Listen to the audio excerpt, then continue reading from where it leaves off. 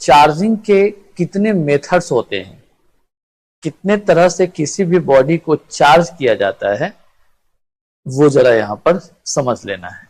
तो हेडिंग दे दो सब, methods of charging.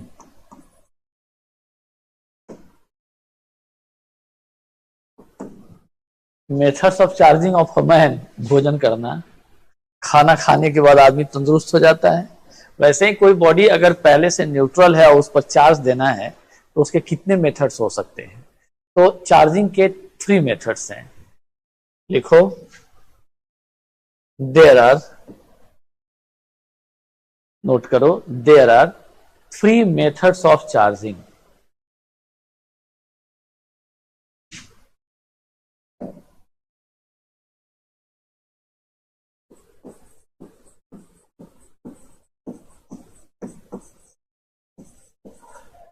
Three methods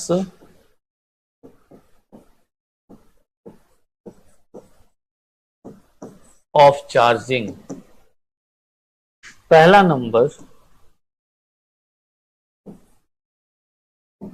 charging by friction, यानी एक बॉडी को दूसरे बॉडी के साथ अगर हम रगड़ते हैं तो फिर वहां पर फ्रिक्शन होगा और वहां भी चार्ज ट्रांसफर हो जाएगा, चार्ज एपियर होता है। कैसे होगा देखेंगे। दूसरा,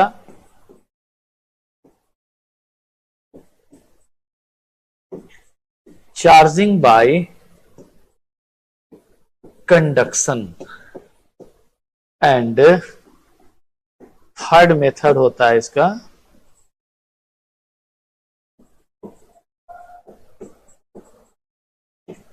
चार्जिंग बाय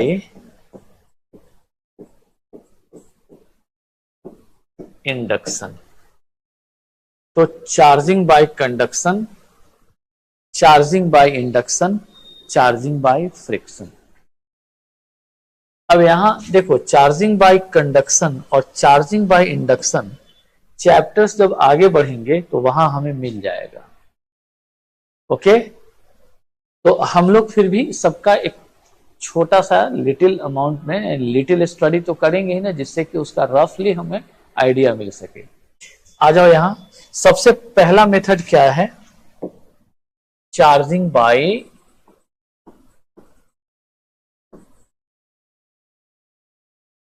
फ्रिक्शन। तो आप लोग हेडिंग दे लीजिए, चार्जिंग बाय फ्रिक्शन।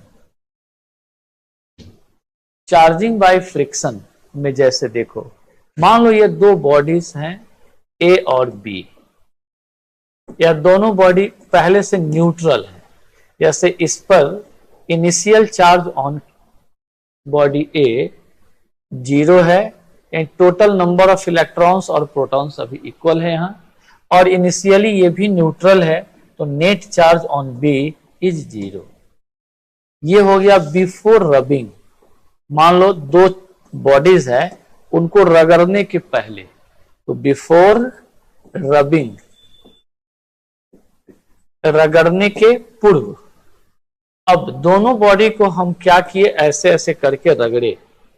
रगड़ने के बाद वीकली बॉन्डेड जो इलेक्ट्रॉन होगा, जिस बॉडी में इलेक्ट्रॉन्स आउटर मोस्ट ऑर्बिट के इलेक्ट्रॉन्स वीकली बाउंडेड होंगे, उनके इलेक्ट्रॉन्स ब्रेक होंगे और दूसरे बॉडी पे वो ट्रांसफर हो जाएगा।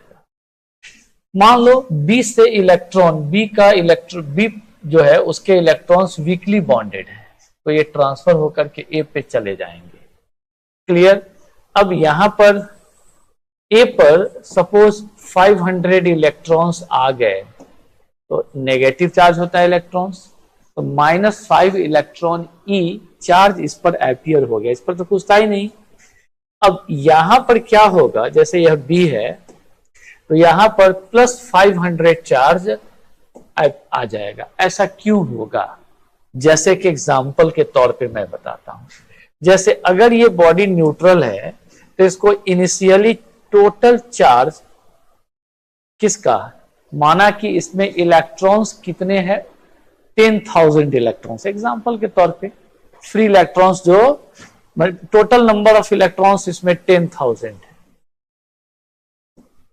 करेक्ट, समझ गए? तो इस पर टोटल चार्ज कितना होगा? 10,000 ई माइनस में टोटल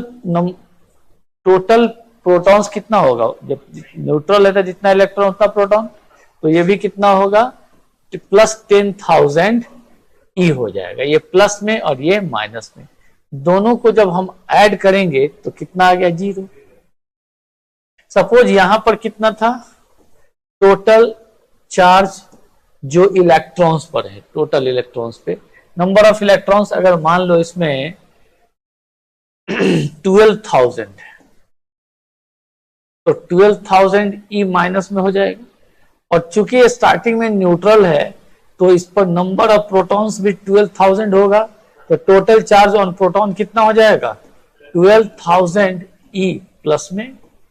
अब यहां पर तुम ऐड करो, इसको ऐड करने पे टोटल चार्ज ए पर 0 आया, इसको ऐड करने पे टोटल चार्ज 0 आया। अब यहां पर क्या हुआ? पहले से इलेक्ट्रॉन कितना हो गया? यानी यहां पर अब आफ्टर रबिंग, रगड़ने के बाद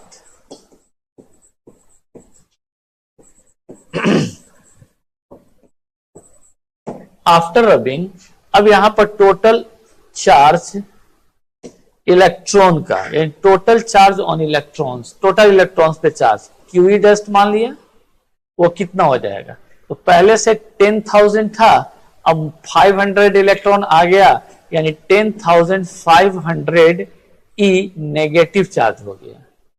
जबकि प्रोटॉन्स के नंबर को चेंज नहीं किया जा सकता है, तो क्यूपी डैस्ट अब भी कितना होगा? 10,000 यही होगा, प्लस में ही होगा। अब इसको ऐड करो, तो ऐड करोगे तो क्या हो जाएगा यहां पर? यानी Q A dashed after rubbing कितना चार्ज हो गया? तो दोनों ऐड करेंगे तो -500 ई चार्ज हो गया, यानी -500 इंटू ई का वैल्यू 1.6 इंटू 10⁻⁻19 कूलम, या कितना हो गया? 8 इंटू 10⁻⁻17 कूलम माइनस में। इतना चार्ज इस पर आ गया। कोई डाउट है? इसको कितना हो गया? 1.6 इंटू 5 8 हो गया, 2 जीरो से 2 जीरो कैंसिल, 2 कैंसिल कर दिया, -17 हो गया। अब इस पर कितना हो जाएगा? इस पर कितना total charge on electron? Double dash मान लिया, इस पर बताओ कितना हो जाएगा?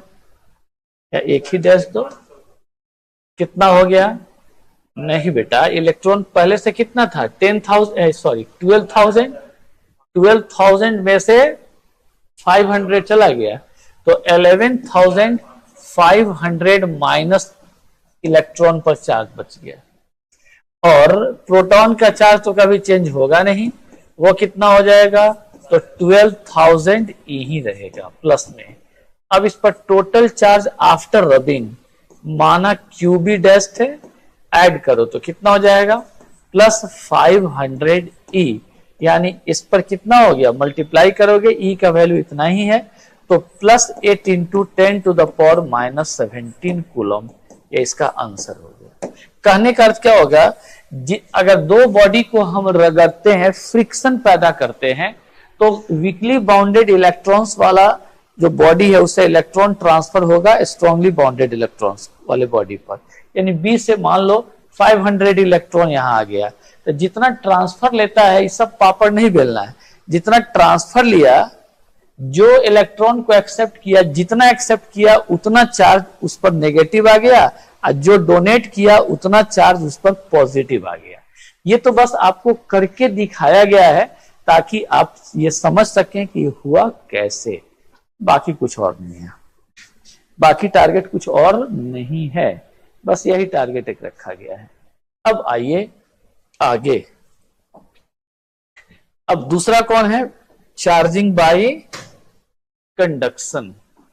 सेकेंड मेथड चार्जिंग का, चार्जिंग बाय कंडक्शन। अब इसमें क्या होता है? जैसे मान लो दो अनचार्ज्ड बॉडी है, जैसे तो कोई किसी को चार्ज नहीं देगा। लेकिन इसमें अगर एक चार्ज्ड बॉडी हो, दोनों जल्दी ऑफ करो जल्दी। अगर मान लो ये चार्ज्ड बॉडी है और माना इस पर चार्ज कैपिटल क्यू है, करेक्ट, और इस पर इनिशियल चार्ज क्यू का वैल्यू 0 है। ये ए है और ये बी है। कोई डाउट है इसमें? अब ये दोनों कंडक्टिंग बॉडी को एक कंडक्टिंग वायर से कनेक्ट कर देते हैं। जैसे ये बिफोर कनेक्शन, ये जो फिगर है दो बॉडीज का बिफोर कनेक्शन, जिसमें से एक चार्ज्ड है और दूसरा अनचार्ज्ड बॉडी है। ये हो गया विद्यार्थी बिफोर कनेक्शन। तो बिफोर कनेक्शन ये हो गया, और आफ्टर कनेक्शन क्या होगा? जैसे ये हो गया ए, दूसरा हो गया बॉडी या बी। अब हम क्या करते हैं, इसको एक कंडक्टिंग वायर से लेकर चले जाएंगे।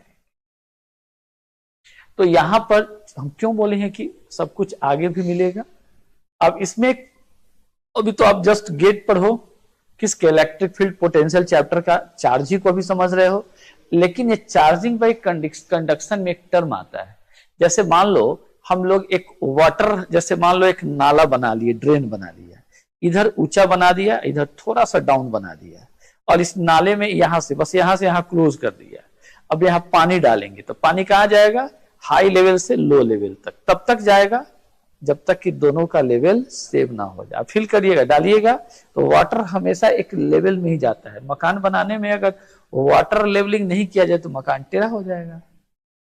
वाटर लेवल ही है, लेवल पाइप अगर ना रहे तो मकान बन ही नहीं पाएगा। वही तो है, वाटर का लेवल ऑलवेज हॉरिजेंटल होता है। इसका अर्थ क्या हो गया कि वाटर हाई लेवल से लो लेवल तक तब तक फ्लो होता है जब तक कि उसका लेवल बराबर नहीं हो जाए, इक्वल ना हो जाए। क्लियर हो गया? ठीक वैसे ही यहां टर्म आता है पोटेंशियल का, यानी अगर इस पर चार्ज क्यू है तो अब ये क्या करे, कंडक्टिंग वायर से अगर हम इसको कनेक्ट कर दें। कौन सा वायर है ये? कंडक्टिंग वायर है। कंडक्टिंग वायर से जब कनेक्ट कर देंगे तो अब ये चार्ज्ड बॉडी से अनचार्ज्ड बॉडी की तरफ चार्ज पास करने लगेगा। ठीक है, यानी इसके पास पोटेंशियल है वर्क करने का, इसके पास पोटेंशियल नहीं है, तो यह क्या करेगा? चार्ज देने लगेगा। चार्ज देगा तो धीरे धीरे इसका पोटेंशियल बढ़ेगा और इसका भी पोटेंशियल बढ़ेगा। शुरू में इसका पोटेंशियल भी है, इसका पोटेंशियल 0 है। पोटेंशियल को अगर भी से डिनोट करते हैं, अब क्या हो जाएगा? जैसे ही यह देना शुरू करेगा तो इसका पोटेंशियल इंक्रीज करेगा, इसका डिक्रीज करेगा। एक टाइम आएगा दोनों का बराबर हो जाएगा। जैसे इसका पोटेंशियल अगर मान लो V1 हो गया तो इसका पोटेंशियल V2 हो गया। एक टाइम आएगा जब V1 और V2 इक्वल हो जाएगा और उस समय ये चार्ज देना बंद कर देगा। क्योंकि दोनों का लेवल सेम हो गया तो कोई किसी को चार्ज नहीं देगा। अब इस कंडीशन में क्या हो गया कि यह बॉडी भी चार्ज हो गया। अब इस पर टोटल चार्ज जो Q था वो घट के QA हो गया, और इस पर टोटल चार्ज 0 था वह बढ़ के QB हो गया। अब अगर इसको डिस्कनेक्ट कर दें, यहां से कट कर दें, तो कट करके हटा दें, उससे कोई फर्क नहीं पड़ेगा। इस पर चार्ज Q ही रहेगा और इस पर चार्ज QB ही रहेगा। इस तरह से जब किसी चार्ज्ड बॉडी को, किसी चार्ज्ड कंडक्टिंग बॉडी को किसी दूसरे अनचार्ज्ड कंडक्टिंग बॉडी के क्लोज रखते हैं तो चार्ज का फ्लो हाई पोटेंशियल से लो पोटेंशियल तक, यानी चार्ज्ड बॉडी से अनचार्ज्ड बॉडी तक तब तक होता है जब तक कि दोनों का पोटेंशियल सेम नहीं हो जाता है। ठीक है, अब तो दोनों बॉडी क्या हो गया? चार्ज हो गया। और अगर बीच वाली जो कनेक्टिंग वायर है उसको कट करके हटा दिया जाता है तो फिर इंडिविजुअल बॉडीज, यानी जो अनचार्ज्ड बॉडी है वो चार्ज हो गया। चार्जिंग के इस मेथड को हम चार्जिंग बाय कंडक्शन, यानी कंडक्ट किया गया चार्ज यहां से जा रहा है इस वायर से होकर, इसको बोलते हैं charging by conduction. Clear? Next and last number third क्या है? तो चार्जिंग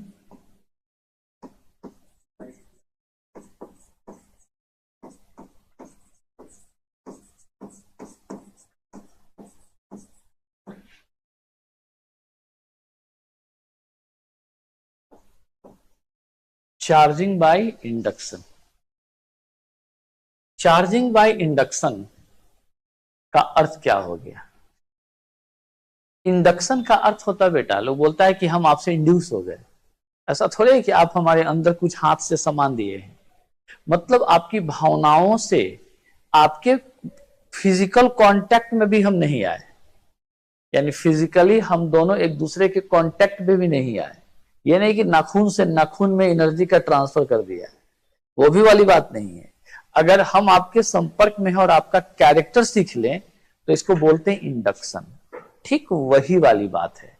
जैसे एक वहां पीछे हम दिखाए थे आपको, मान लो ये कोई चार्ज्ड बॉडी है, ये पहले से चार्ज्ड बॉडी है, और इसके पास में एक अनचार्ज्ड बॉडी रख देते हैं।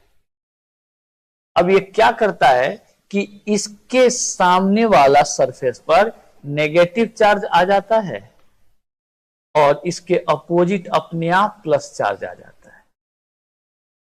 तो ये भी क्या हो गया? चार्ज हो गया। तो इसको बोलते हैं चार्जिंग बाय इंडक्शन। क्लियर हो गया? ठीक। और इस घटना में बॉडी ऑलवेज, यानी यह प्लेट ऑलवेज इस प्लेट को अपनी ओर अट्रैक्ट ही करेगा। अब नेचुरल है कि ये इसको अपनी ओर अट्रैक्ट करेगा तो ये भी इनको अपनी ओर अट्रैक्ट ही करेगा। इसीलिए जब एक चार्ज प्लेट के नियर, ऑब्जेक्टिव सुन लो सब, एक चार्ज प्लेट के नजदीक दूसरा अनचार्ज प्लेट रख लेते हैं तो वह दोनों एक दूसरे को अट्रैक्ट करता है और दोनों का फोर्स होता है Q²/2ε0। आगे निकलेगा कैपेसिटर चैप्टर में। क्लियर है? तो अब ये हमारा हो गया चार्जिंग बाय इंडक्शन का कॉन्सेप्ट। आप लोग सुनकर के अच्छा से लिख जाइएगा। ठीक है? अब यहां पर देखो बेटा, अगला स्टेप। अब हम लोग चार्ज का प्रॉपर्टीज बहुत कुछ देख गए।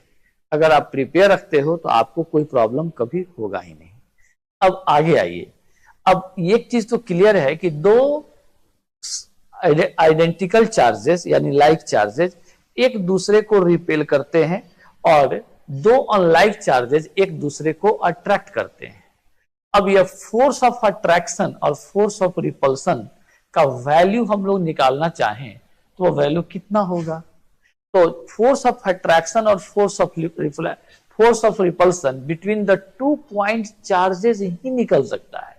और ध्यान से सुनना सब, यानी बड़ा बड़ा बॉडीज के बीच, अगर मान लो इतना बड़ा बॉडी है चार्ज, दूसरा इतना बड़ा बॉडी है चार्ज, और उन दोनों बॉडीज के बीच में अट्रैक्शन होगा, लेकिन उनको निकालेंगे कैसे? तो निकालने के लिए पहले आपको जानना होगा कि पॉइंट चार्जेस के बीच अट्रैक्शन या रिपल्सन होता कितना है, और इस बात को बताने वाले साइंटिस्ट का नेम है कूलम्ब।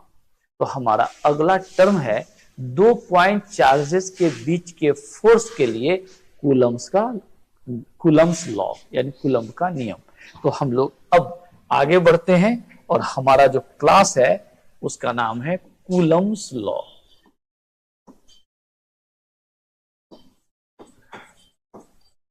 क्या नाम है इसका? Coulomb's law. अब देखो कूलम्ब्स लॉ क्या है। क्लियर? तो यह सबसे पहले कहां लगता है? तो यह लॉ तभी वैलिड होता है जब 2 पॉइंट चार्जेस हों, यानी 2 पॉइंट चार्जेस के बीच के फोर्स को निकालने के लिए ही इस लॉ को यूज किया जाता है। तो सबसे पहले इसका रिस्ट्रिक्शन लिख लेते हैं।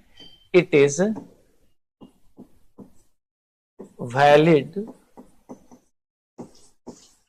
फॉर द पॉइंट चार्जेस, यह पॉइंट चार्जेस के लिए ही वैलिड है।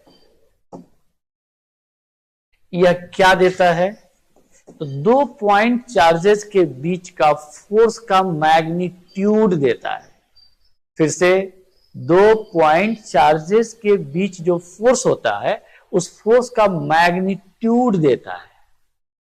करेक्ट, मैग्नीट्यूड देता है, याद रखना सब, डायरेक्शन आप खुद से निकालेंगे, मैग्नीट्यूड देता है ये। तो यहां लिखेंगे इट गिव्स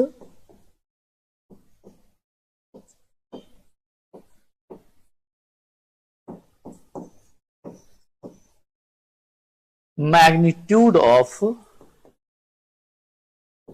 the force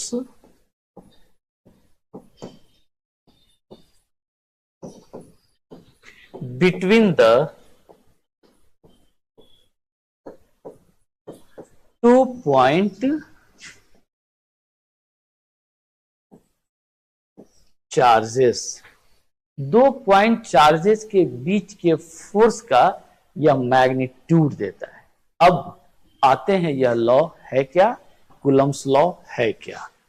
आओ, अगला टॉपिक हमारा बनता है कि व्हाट इज कूलम्स लॉ।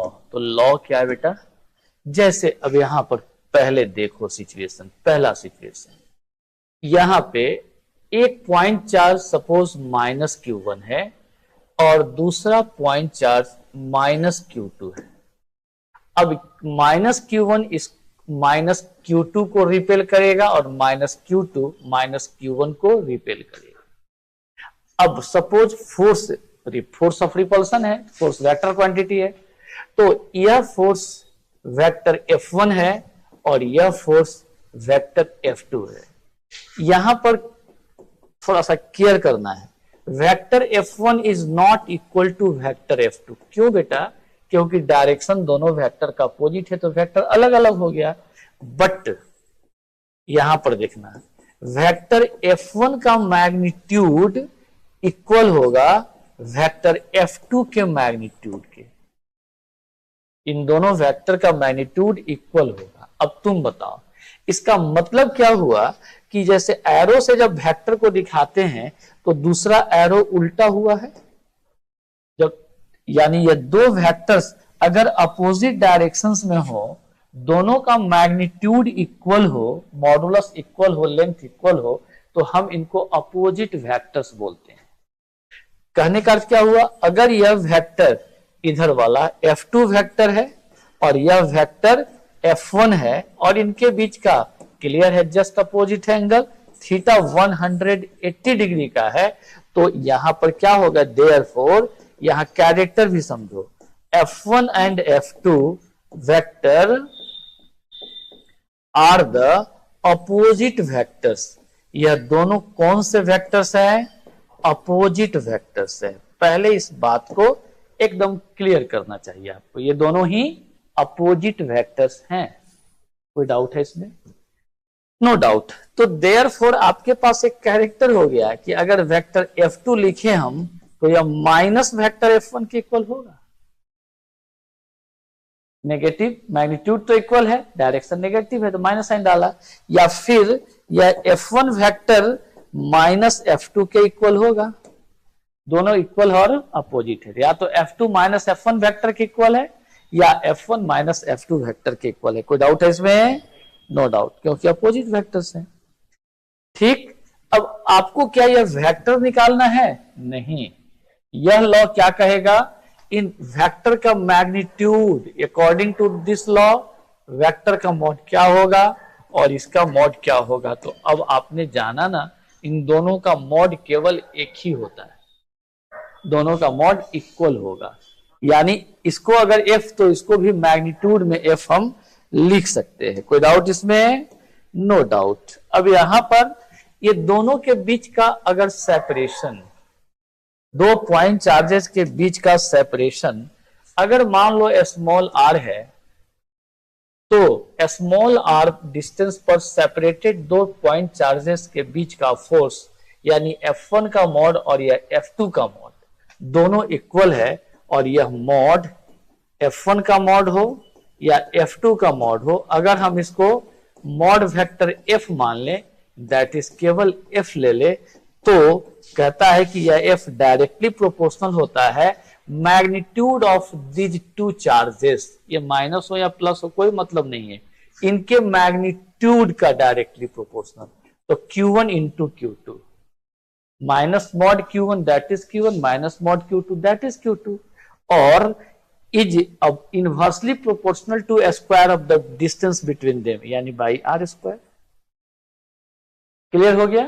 पहले कॉन्सेप्ट बनाओ, यानी अगर दोनों नेगेटिव चार्जेज हो तो फोर्स का जो एक्सप्लेनेशन लॉ से मिला हमारा कि force between the 2 point charges, magnitude of the force between the 2 point charges is directly proportional to the product of magnitude of the each charges point charges and is inversely proportional to square of the distance between them.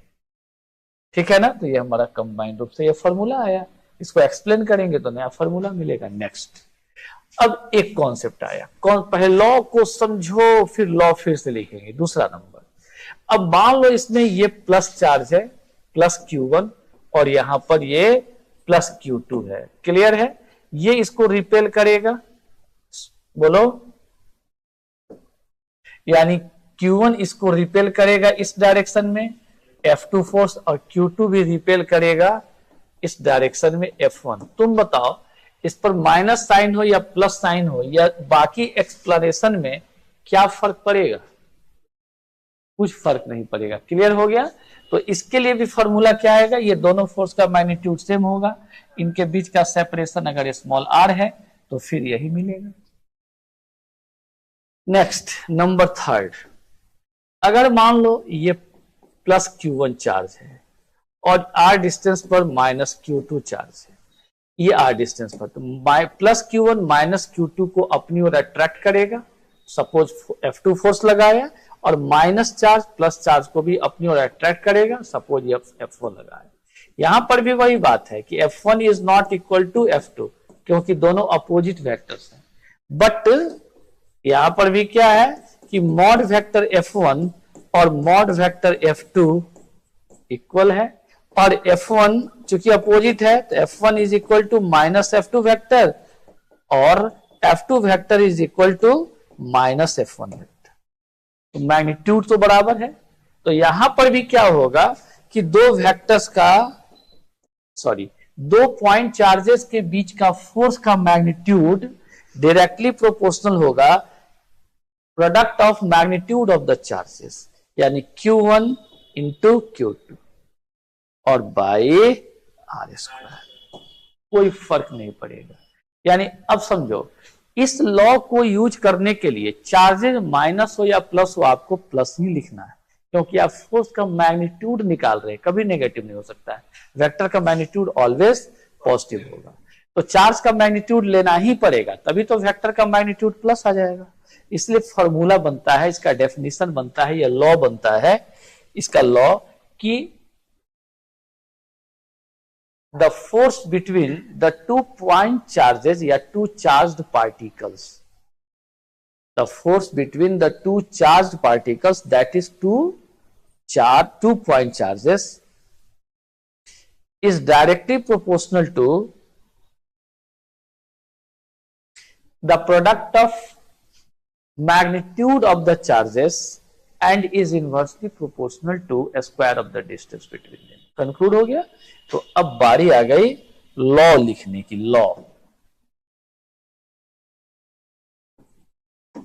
Law क्या है? कौन? Coulomb's law. तो लिखना है, it states that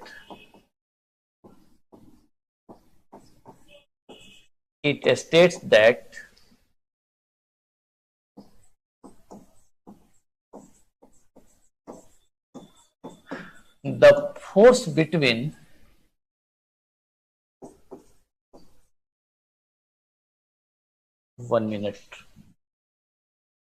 the magnitude of the force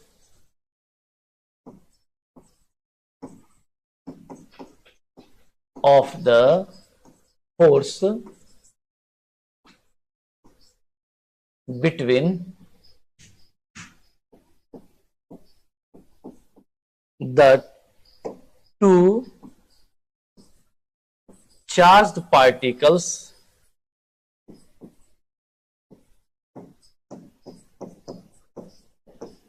in bracket, that is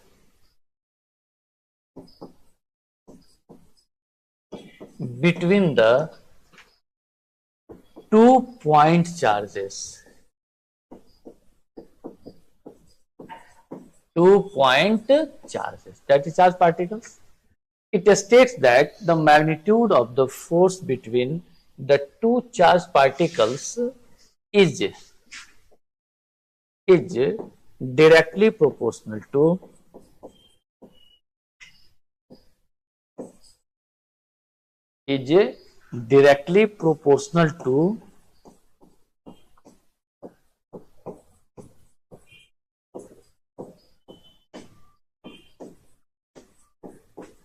the product of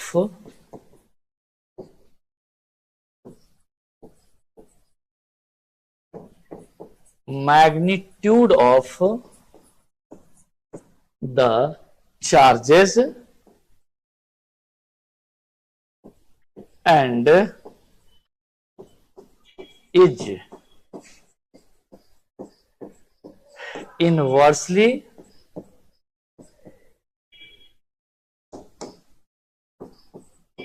inversely proportional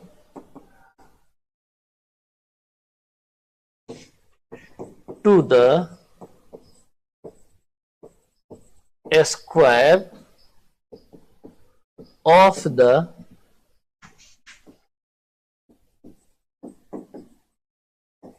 distance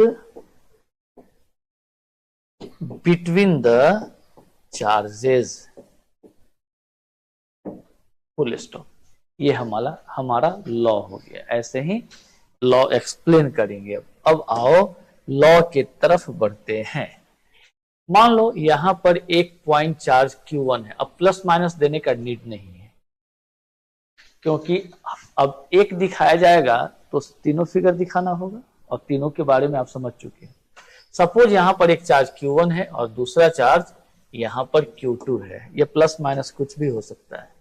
दोनों के बीच का separation small r है. अब दोनों के बीच फोर्स होगा, और फोर्स कैसा होगा आप देख सकते हैं, या तो अट्रैक्शन या रिपल्शन. तो देयरफॉर अब हमारा अकॉर्डिंग टू रूल क्या होगा, इनके बीच का फोर्स इफ दोनों फोर्स इक्वल होगा, इस पर हो चाहे इस पर हो. क्लियर हो गया. तो क्या पहले देख चुके हो, if F be the force on the each charged particle,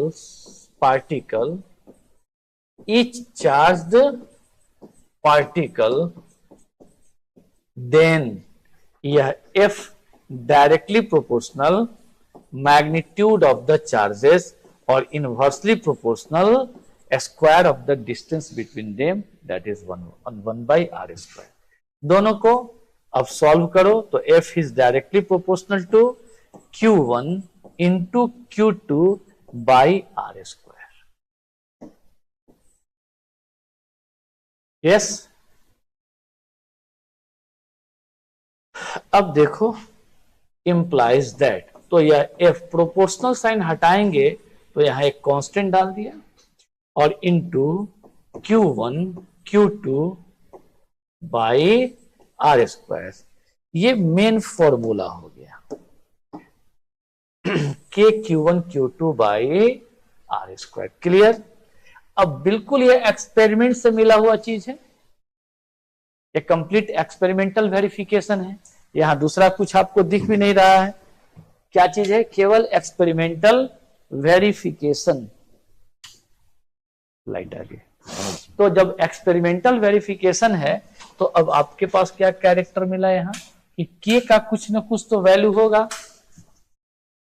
तो यहां पर वेयर एक्सपेरिमेंटली निकला हुआ वैल्यू है, यह के का वैल्यू होता है 1/4 पाई एप्सिलॉन नॉट. यहां पर यहां एप्सिलॉन नॉट को बोलते हैं परमिटिविटी ऑफ वैक्यूम.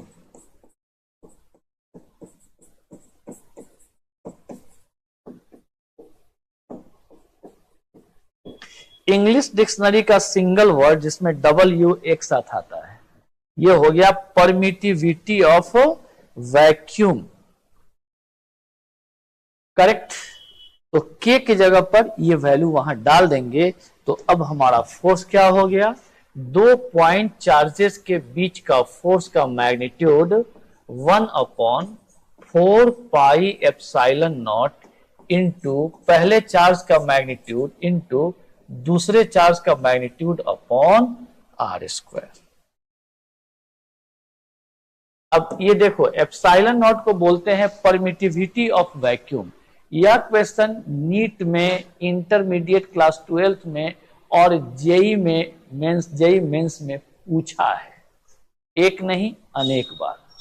तो इसका dimensional formula, unit and dimension दोनों तैयारी अभी कर लीजिए। अब यहां क्लियर है, implies that। अब तुम बताओ एप्सिलॉन नॉट का फॉर्मूला क्या हो गया। एप्सिलॉन नॉट को यहां तो एफ को यहां ट्रांसफर कर लो, एक्सचेंज कर दो, तो 4 pi F into Q1 into Q2 by R square. अब इसका ऐसा यूनिट निकालो, यहां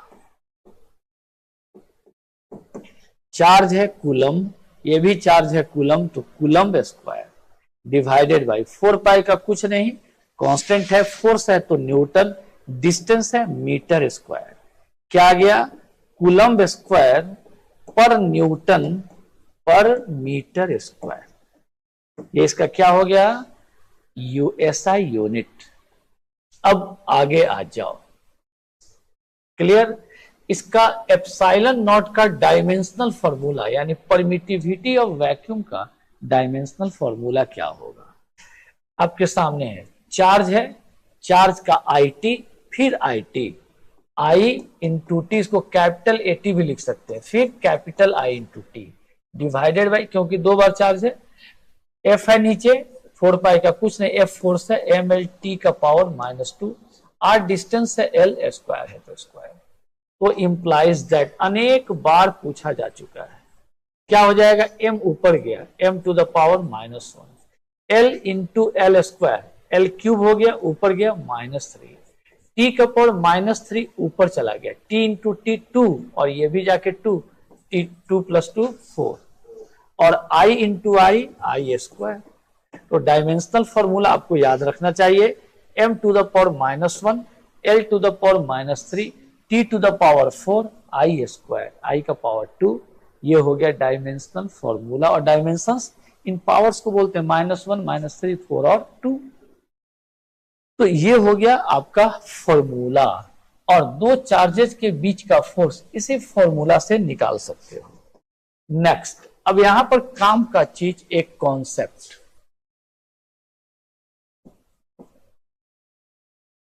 देखो, 1/4 पाई एप्सिलॉन नॉट का अगर वैल्यू लिखे हम, इसको एप्सिलॉन लिखते हैं, एप्सिलॉन पढ़ते भी हैं। 1/4 पाई एप्सिलॉन नॉट का वैल्यू लिखो, 1/4 पाई क्या हो जाएगा 3.14, और एप्सिलॉन नॉट का वैल्यू पहले लिख देना था हमको। अब यहां देखो, नेक्स्ट एकदम फिक्स वैल्यू होता है। एप्सिलॉन नॉट का प्रैक्टिकल वैल्यू यानी परमिटिविटी ऑफ वैक्यूम कितना होता है, तो 8.854 इंटू 10 टू द पावर -12, और यूनिट क्या है, तो कूलम स्क्वायर पर न्यूटन पर मीटर स्क्वायर। ये निकल गया एप्सिलॉन नॉट का वैल्यू। अब इस मान को अगर आप यहां रखते हैं 8.854, जो कि बराबर रखना पड़ेगा, इतना आ गया। अब नीचे क्या था, कूलम स्क्वायर पर न्यूटन पर मीटर स्क्वायर, इसको मिटाओ, कूलम स्क्वायर पर न्यूटन पर मीटर स्क्वायर। क्लियर। अब जब आप इसको सॉल्व करिएगा पूरे को, 10 टू द पावर -12 ऊपर चला जाएगा, बाकी से जब सॉल्व करिएगा तो यह अप्रोक्स आएगा 9 इंटू 10 टू द पावर 9। ये ऊपर गया तो न्यूटन माइनस में है प्लस, मीटर -2 है ऊपर प्लस, न्यूटन मीटर स्क्वायर, और ये माइनस में हो जाएगा। तो याद रखना है कि 1/4πε0 का जो वैल्यू आएगा उसका वैल्यू हमें कितना रखना है, तो 9 इंटू 10⁹ न्यूटन मीटर स्क्वायर पर कूलम स्क्वायर। जो एप्सिलॉन नॉट का डायमेंशनल फॉर्मूला नहीं है, एप्सिलॉन नॉट का इनवर्स का डायमेंशनल फॉर्मूला है। और यूनिट हो गया, कोई दिक्कत है? उलट देंगे तो क्या हो जाएगा, जैसे अगर मान लो तुमसे पूछता हो कि आप बताइए 1/4πε0 का डायमेंशनल फॉर्मूला क्या होगा, जैसे मान लो आपसे पूछता है, तो क्या करोगे? एप्सिलॉन नॉट का जो आया है उसमें माइनस वाले में प्लस, प्लस वाले में माइनस, तो m माइनस में आया तो प्लस हो गया, l -3 आया +3, t का पावर +4 था -4, i का पावर +2 था तो -2 हो गया। ये क्या हो गया? इसका डायमेंशनल फॉर्मूला।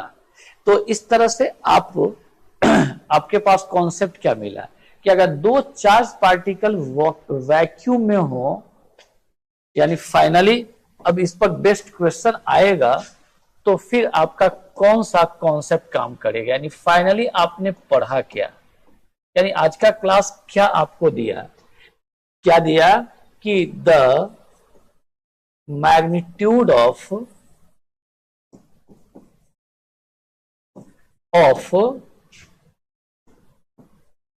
फोर्स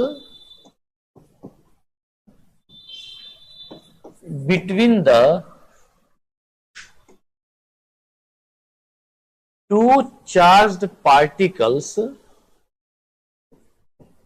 या 2 point charges, two charged particles can be given by F equals to 1/4πε0 into Q1 Q2 by R square. This force क्या क्या हो सकता है? अट्रैक्टिव भी हो सकता है और रिपल्सिव हो सकता है। दिस फोर्स ये डिपेंड करता है लाइक चार्जेस तो रिपल्सिव, अनलाइक चार्जेस तो अट्रैक्टिव। तो this force may be attractive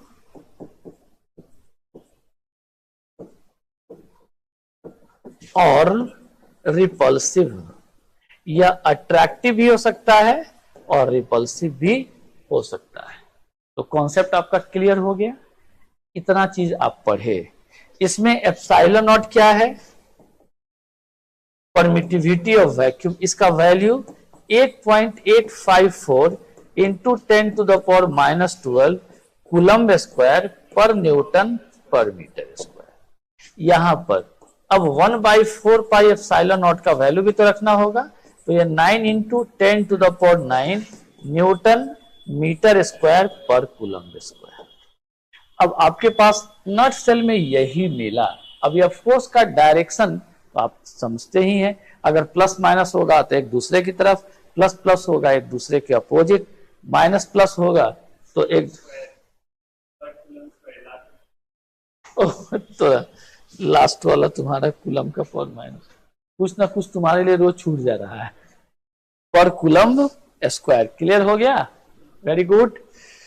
तो ये हमारा फॉर्मूला है, यहां लिखा हुआ है। गुड। तो अब इस पर बेस्ट न्यूमेरिकल्स बनाओ।